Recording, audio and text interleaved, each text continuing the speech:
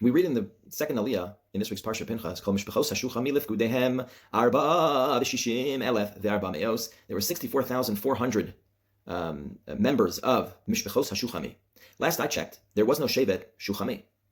And when we read about all the other Shvatim and the count that we read in this aliyah, we read Eile Mishpachos Haruveni, Eile Mishpachos Hashimoni, Eile Mishpachos Asher, V'chule. What happened all of a sudden when we got to Shevet Dan that we have Kol Mishpachos Hashulchami? What happened? Why is the syntax changed all of a sudden here? Another thing that is bothersome in this pasuk is that we see that he has 64,400, which is the second greatest progeny from one of the Shvatim. Whereas if you look at, let's say, Binyamin has 10 children, and he only has 45,000. If you look back in Parshas Vayigash, you'll see that Dan only had one child, B'nai Dan Chushim. Now there is a debate in the Gemara Babasra whether or not it was multiple children and he had many children, or he only had one child and it was Chushim. But assuming that Chushim was the only child, how is it that all of a sudden he had 64,400, the second most of all the Shvatim, when he started off with one measly child? It's compounded by the fact that the Gemara in Sota details how Chushim was actually deaf and mute. So imagine, you see Binyamin and you see Dan walking into shul together, one with 10 children in tow, and then you see Dan with his one child who is disabled. What an ebach you must have thought. Wow, HaKadosh Baruch Hu, he's not treating them fairly.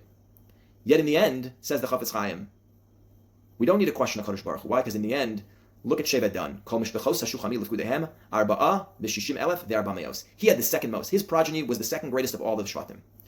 So it's a very nice message from the Chafetz Chaim, but it doesn't answer the original question of why it says Kol Mishpachos Hashulchami and it doesn't say Eile Mishpachos B'nai Dan.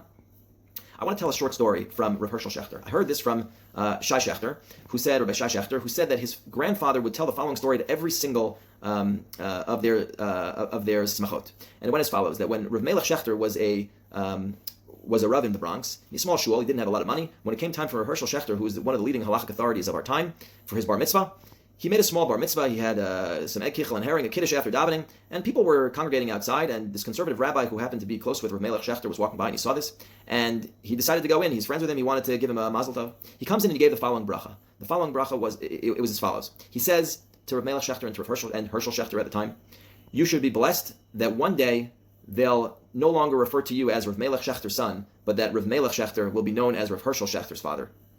And Rav Melech Shechter would give that same bracha at every one of his grandchildren's bar mitzvahs or smachot, and he would say that it should be one day that that they don't refer to you as our grandchildren and Rav Hershel Shechter's son, but rather we will be known as your father and your grandfathers and your grandparents. And if you think about what is it that a parent really wants in life, obviously they want their kids to be successful. But not only do they want them to be successful, they want them to have a better life than they had. They want them to be more successful than they were. So if you back up to Parshas Vayigash and you think about the fact that B'nai Dan Chushim, he was a cheresh and he was an elaim. He was deaf and mute. It must have been so difficult for his father, for his parents. And yet, he must have put in so much effort into raising that child. He must have given it all. He was the apple of his eye. And what do we see at the end, says the Chafetz Chaim, right? We see at the end, 64,400.